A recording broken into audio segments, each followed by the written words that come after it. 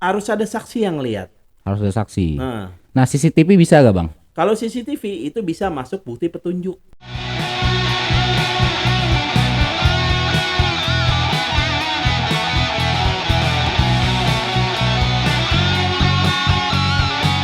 Bongkar bungkus, bongkar.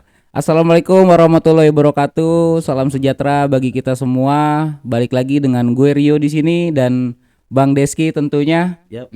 Dalam podcast ngerangkum, ngebahas santai rangkaian hukum lewat podcast. Oke. Apa kabar teman-teman ngerangkum di sana? Semoga baik-baik aja ya. Semoga sehat-sehat dan selalu dalam lindungan Tuhan Yang Maha Esa. Amin. Ya, apa kabar lu, Bang? Alhamdulillah baik. Ini baru pulang tadi sore ya. Kebetulan kegiatan hari ini nggak terlalu padat, jadi bisalah kita bikin. Bisa banget. Syuting. Tapi OOTD lu keren nih. Kali ini pakai sweater coklat, topi putih itu matching habis. Iya, biar agak sedikit santai lah yo. Kalem-kalem gimana gitu, Bang ya. Iya, biar disangka muda. Padahal emang masih muda loh. Masih muda. Berapa tahun lu, Bang? Sekarang umur sekitar 41 tahun. 41 tahun ya. Cuma apa namanya ya?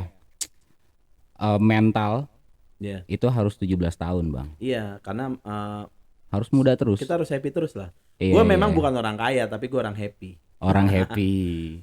Oke, di topik kita kali ini, Bang ya. Ya, Kita mau ngebahas apa tuh, Bang? kita ngebahas bagaimana cara atau prosedur yang benar melaporkan jika terjadi tindak pidana di kepolisian. Iya ya. Oh iya, juga gue mau cerita nih. Ini Oke. masuk nih sama curhat gue. Gimana? Jadi gini, waktu itu gue punya masalah. Teman gue itu dipukul sama orang. Mungkin dia namanya juga di jalan, Bang ya. Iya. Di jalan kadang-kadang tuh senggol kiri, senggol kanan. Kita nggak nyenggolnya, kadang-kadang disenggol orang. Betul. Mungkin kejadiannya di jalan, dia ribut sama orang, dipukul lah teman gue ini. Nah, terus gue temenin temen gue ini, Ya. nemenin dia ke kantor polisi untuk melakukan pelaporan. Ya. Pada saat gue melakukan pelaporan, gue kayak nggak di apa ya, bukan nggak diterima, tapi kayak dipersulit lah, diperlama. Iya. Harus disediakan bukti Iya. atau apapun itu. Jadi gue nggak ngerti nih. Padahal- Akhirnya teman gue bete sendiri udahlah. Akhirnya dia males gitu. Ya padahal udah jelas temen lu dipukul. Udah jelas. Saksinya ada gue kayak gitu. Cuma kayak sulit aja tuh di kantor polisi kadang-kadang Iya, tuh. Mungkin polisinya juga lagi sibuk atau lagi bete kali kan. Iya. Oh, dia lagi bete. Terus menurut lu gimana tuh, Bang ya? Kira-kira. Jadi gini, untuk prosedur pelaporan kepolisian itu, Iya. kalau kita lihat dari ceritanya tadi lo yo, Iya, itu sebenarnya bukan curhatan gue. polisinya, bukan karena polisinya bete atau apa. Jadi memang ada prosedur-prosedur tertentu yang harus dilewatin ketika lo melapor ke kepolisian. Iya, betul. Jadi kalau kita lihat di pasal Kitab Undang-Undang Hukum Pidana pasal 184 ya KUHP itu diterangkan bahwa ada 5 alat bukti. Yang pertama adalah keterangan saksi, 2 orang saksi. 2 orang saksi. Kedua keterangan ahli. Keterangan ahli, Terus ketiga juga ada bukti surat. bukti surat, Terus keempat ada petunjuk. Kelima ada keterangan Oke. dari terdakwa. kelima ada keterangan dari terdakwa. Iya. Iya. Jadi gini, gua ambil simpelnya gini.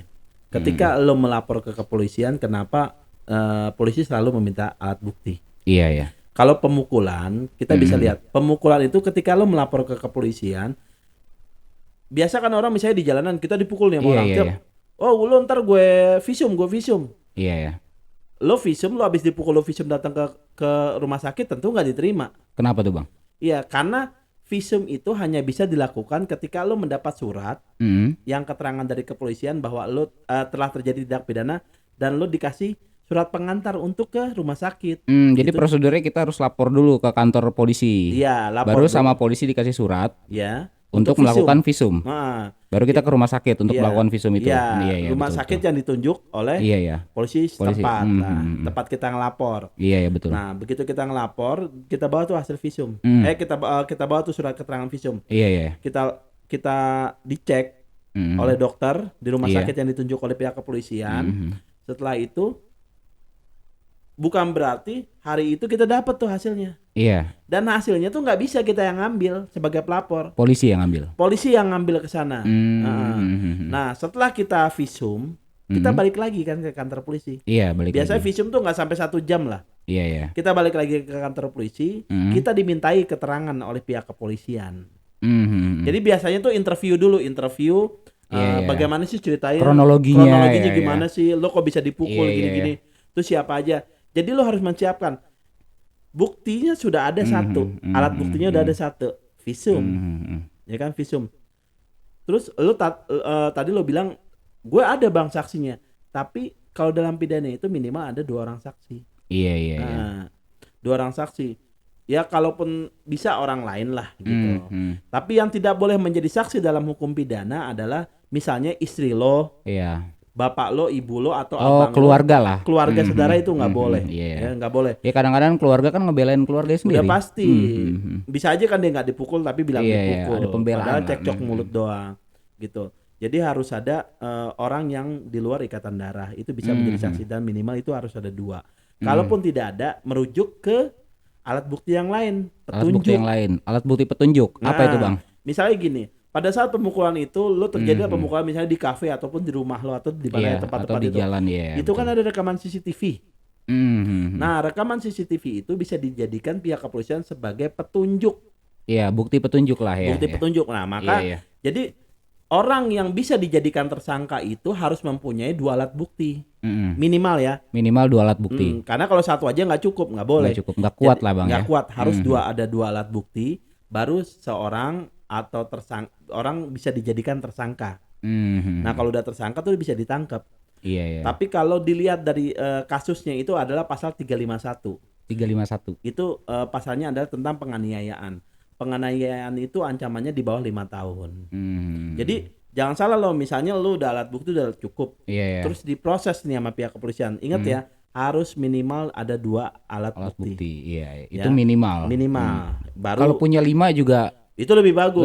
Lebih bagus. 5 alat bukti. Nah, itu kuat. Jadi polisi dalam mengambil tindakan itu punya cukup bukti. Jadi berani gitu loh. Nah, balik lagi di pasal 351 itu ancamannya di bawah 4 tahun. Jadi ketika lo udah keluarkan tenaga, waktu lo semua, ketika yang bersangkutan yang mukul itu dipanggil oleh pihak kepolisian dan diminta keterangan terus dijadikan tersangka, itu bisa oleh pihak kepolisian diberikan penangguhan penahanan. Iya. Jadi dia nggak di penjara pada saat itu. Tapi kalau dianggap misalnya asesmen kali bang namanya ya? Bukan, kalau asesmen itu buat di narkotika. Oh iya. Jadi ini diberikan oleh pihak kepolisian, untuk menjadi tahanan kota. Tahanan kota, iya. Jadi ketika nanti di persidangan dan dia terbukti bersalah, baru dia di penjara. Gitu. Itu pasal 351. Jadi setiap pidana yang ancamannya di bawah 5 tahun maka tidak harus dilakukan penahanan. Kecuali ada kecualinya. Walaupun 351 ada kecuali misalnya dianggap tersangka bisa melarikan diri. Yang pertama. Yang kedua bisa menghilangkan barang bukti. Itu bisa polisi menahan. Atau enggak lo dianiaya cukup keras. Misalnya dipukul tuh sampai luka-luka berdarah dan benar-benar hancur. Terus lo nggak bisa kerja, lo mata lo sampai apa gitu, ataupun lo sampai ada cacat lah di tubuh. Cacat tubuh itu, maka ancamannya bisa naik menjadi 7 tahun. 7 tahun. Jadi itu bisa dilakukan penahanan oleh kepolisian. Jika mengakibatkan mengganggu aktivitas lu sehari-hari dalam bekerja ataupun mengganggu rutinitas kita lah bang. Betul. Itu bisa dalam mencari uang kan. Itu kalau di pasal 351. Jadi semua, jadi kita balik lagi, gue kasih sedikit pemahaman lagi bahwa setiap laporan kepolisian itu harus ada alat bukti, harus minimal 2 alat bukti. 2 alat bukti. Nah, 2 alat bukti itu ada berapa aja? Ada 5 alat bukti. Yang pertama adalah keterangan saksi, yang kedua keterangan ahli, yang ketiga bukti surat, yang keempat petunjuk. Petunjuk ya. Yang kelima keterangan terdakwa. Jadi gini, bisa nih contoh. Tadi kan dipukul. Iya. Dipukul. Tapi ininya udah ada, bukti visum udah ada, saksinya udah ada. Udah lengkap lah Udah lengkap bukti-bukti dua. ini. Iya, Kurang betul. satu lah taruh. Mhm. Kurang satu. Saksinya udah ada. Mhm. Tapi alat bukti lain diganti petunjuk nggak ada, Iya, apa iya. nggak ada. Ntar dipanggil tuh sama pihak polisi. Terus dia ngaku nih terdakwanya. Terdakwa yang ngaku, Iya. iya Pak saya pukul dia Iya gitu. Pak, saya pukul dia karena dia Senggol Pak sama saya atau gini-gini. enggak senggol mobil saya lah atau Nah, apa ya, Itu betul. masuk gitu sebagai Hmm. alat bukti keterangan dari tersangka. atau Tersangka. terdakwa. Iya, betul. Jadi bisa dibalik nih. Misalnya gini, eh, kita bukan ngajarin ya. Ketika ada orang melakukan Ini edukasi aja lah. edukasi ya. Ketika ada orang yang mengganggu keluarga kita, Iya, iya. terus kita mukul orang lah gitu. Iya, iya, gelap lah. Kita udah gelap nih, Iya, kesel. gelap, mukul orang. Terus Emosi kan. orang ini ngelapor ke polisi. Terus orang Iya, bilang kan, oh pokoknya gue lapor ke polisi lo, gue pisum. Iya. Begitu dilapor ke polisi, saksinya dia nggak ada, tentu polisi manggil kita tetap dong, Iya, namanya iya, iya. laporan. Tapi kita tetap nih, kalau kita nggak ngaku maka nggak bisa. Polisi tidak bisa menetapkan kita menjadi tersangka. Karena orang bisa ditahan itu kalau sudah ditetapkan sebagai Tersangka. Iya, iya, iya. Itu kalau dari pasal 351. 351. Oke, ini kan dalam segi pemukulan ya Bang ya? Penganiayaan. Case penganiayaan, betul. Kalau pencurian gimana itu Bang? Pencurian kayak gimana misalnya? Misalkan gini, perampokan lah. Perampokan maupun pencurian kan sama. Misalkan ada orang tidur di pinggir jalan. Kebanyakan tuh teman-teman kita yang masih kerja di jalan tuh ojek online biasanya. Dia tidur di jalan. Terus kan dia kan selalu pegang handphone dong. Iya. Kadang-kadang handphone cuma ditaruh di kantong atau dipegang gitu. Terus ada orang yang mau melakukan kejahatan dan akhirnya dilihat ada kesempatan, diambillah tuh handphone. Iya. Nah, untuk pelaporannya kayak gimana itu Bang? Pelaporan kasus pencurian. Nah, kalau pencurian barang-barang seperti handphone, laptop, Iya, TV, iya. ataupun barang-barang yang lain, kita taruh handphone. Ketika lo melaporkan tindak pencurian itu, ini misalnya barangnya yang dicuri handphone. Bagaimana polisi mengetahui kalau handphone ini milik lo? Bagaimana? Kan yang tahu lo itu. Iya, iya. Tapi kan dalam hukum itu perlu ada bukti yang cukup. Alat bukti kepemilikan lah. Alat bukti kepemilikan apa nih yang menjadi milik lo? Nah, maka pada saat kita melaporkan handphonenya udah hilang, kita kan nggak bisa bilang handphone saya hilang Pak, handphone saya begini-gini, enggak. Tapi lo bawa kotaknya. Kotaknya bisa. Atau bukti dari nota pembelian. Kotak kardus lah, kardus handphone itu. Atau Kardus laptop. handphone. Iya. Ya, laptop juga kan ada kotak atau nota pembelian bahwa handphone itu. Nah, ketika lo buat laporan, itu baru laporan lo diterima. Ya, karena udah masuk 2 alat bukti di situ. Bukan. Kenapa itu masuknya bahwa itu barang itu kepemilikan lo. Iya, iya, iya. Nah, tapi untuk dijadikan tersangka balik lagi tadi. Lo harus jadi ada 5 alat bukti, lo harus memiliki minimal 2 alat bukti. Jadi pada saat handphone itu hilang, misalnya di rumah handphone itu hilang, harus ada saksi yang lihat. Harus ada saksi. Nah, CCTV bisa gak Bang? Kalau CCTV itu bisa masuk bukti petunjuk. Bukti petunjuk. Nah, bukti petunjuk dari pihak kepolisian ada CCTV. Kebetulan nih lagi diambil sama dia. Bisa tuh diambil sampai di kantor polisi. Nanti dia dimintai keterangan. Kalau dia mengaku bahwa dia mencuri nih, dikasih lihat CCTV, man ini lo nyuri nih. Iya. Nah, maka itu masuk tuh. Masuk pencurian. Nah, masuk tersangka. Maka baru kasus kita bisa dijalankan diproses gitu. Berarti kalau hanya punya 2 alat bukti kepemilikan ini, kira-kira bisa gak diproses Bang? 2 alat bukti? Iya. Bisa. Tapi nggak ada saksi nih Bang. Saksi nggak ada dan alat bukti petunjuk kayak misalnya rekaman CCTV nggak ada. Kalau gini, kalau lo tidak punya minimal 2 alat bukti, maka nggak bisa. Oh iya, berarti yang kotak dan misalkan kotak dan nota itu hanya bukti kepemilikan. Bukti kepemilikan, berarti satu itu. Bukan, satu. itu bukan masuk, itu bukan masuk alat bukti. Itu hanya bukti kepemilikan bahwa barang gue hilang nih, dia laptop. Oh iya, oke. Dan lu tetap harus menghadirkan saksi. Ya kan sampai sini ngerti? Iya. Oke. Jadi harus ada 2 alat bukti. Walaupun ada 2 orang saksi yang ngomong nih Pak dia mencuri gini-gini. Ya, nanti dimintai keterangannya pada jam sekian. Dari si pelaku. Iya, dari pelaku pada jam sekian lo ada di mana? Iya. Polisi kan punya teknik tuh dalam interogasi. Iya, penyidikan tuh ada caranya. Penyelidikan tuh bagaimana biar terdakwa ngaku karena nggak gampang. Jangankan orang-orang biasa, kadang orang yang ngerti hukum, pengacara, jaksa, hakim, ketika berhadapan di ruang penyidik itu kaki gemeter. Oh iya, ngeri banget sih itu. Jadi ruangan interogasi itu ya Bang ya. Karena dia punya teknik untuk interogasi orang tuh ada tekniknya udah bertahun-tahun dan itu terpakai gitu loh untuk sampai ke internasional juga. Iya. Nah, nih itu kan teknik kalau kita melapor. Iya. Prosedurnya ya Bang. Prosedurnya. Ya? Nah, kebalikannya gimana Pak? Kalau kita yang dilaporin. Iya. Nah, kalau lo dilaporin misalnya terjadilah tindak pidana 378. Penipuan. Ada 372 penggelapan. Biasanya penipuan dan penggelapan itu jadi satu. Berbarengan dia. Ya. Misalnya kalau Rio misalnya tidak lo nggak nipu nih. Iya, gue nggak nipu deh. Lo nggak nipu, tapi lo dituduh sebagai penipu ataupun dituduh sebagai ngegelapin barang orang, ya, ngegelapin uang orang. Nah, nanti setelah mereka melakukan pelaporan yang kita jelaskan itu dan masuk unsurnya, menurut laporannya bisa lo dipanggil dimintai keterangan, maka polisi itu akan memberikan kita surat undangan klarifikasi. Iya. Nah, pada saat undangan klarifikasi itu, kalau lo merasa lo benar, lo buktikan datang. Lo datang, lo jelaskan. Iya. Bagaimana kronologinya pada saat itu terjadi seperti apa, lo jelaskan. Nah, nanti polisi akan gelar perkara. Apakah kasus ini bisa dinaikkan atau enggak? Iya, betul. Kalau kasus ini bisa dinaikkan, maka polisi akan menetapkan saksi lo sebagai saksi. Nah, betul. Saksi itu bisa jadi tersangka. Kalau udah tersangka, lo bakalan ditangkap.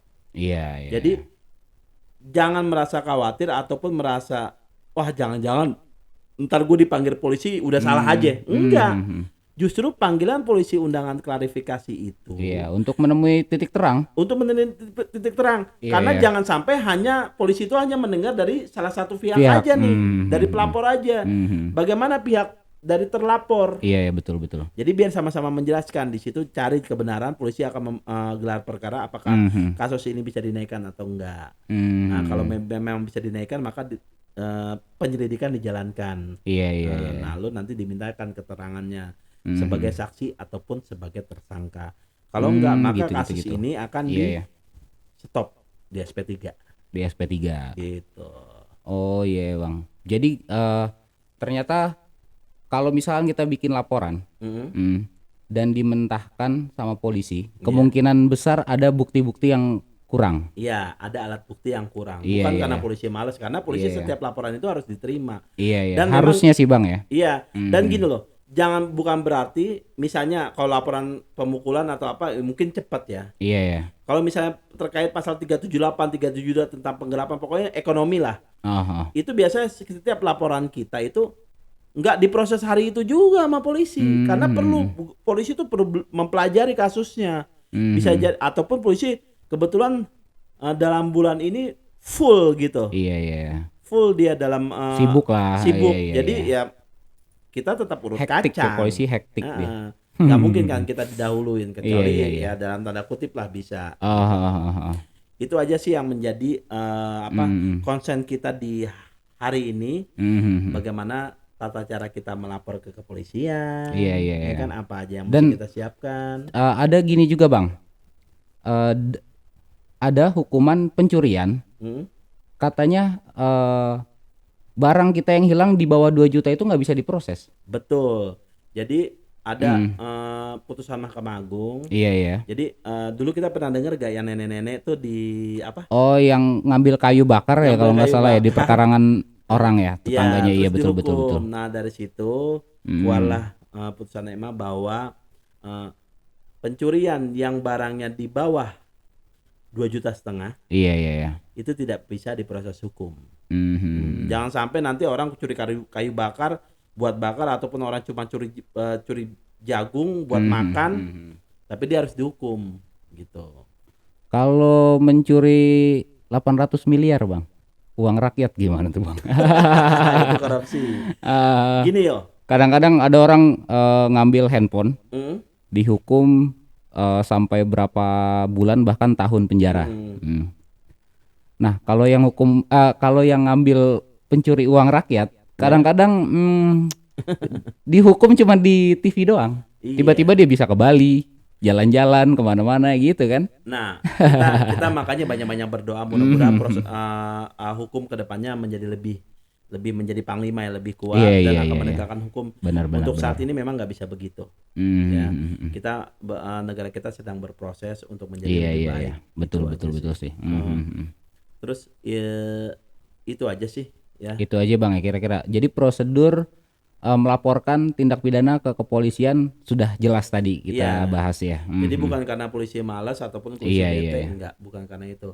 Mungkin karena kita kurangnya alat bukti. Jadi sebelum Anda melaporkan ke kepolisian, persiapkan dulu semua alat buktinya. Diperkuat dulu nih alat buktinya nih.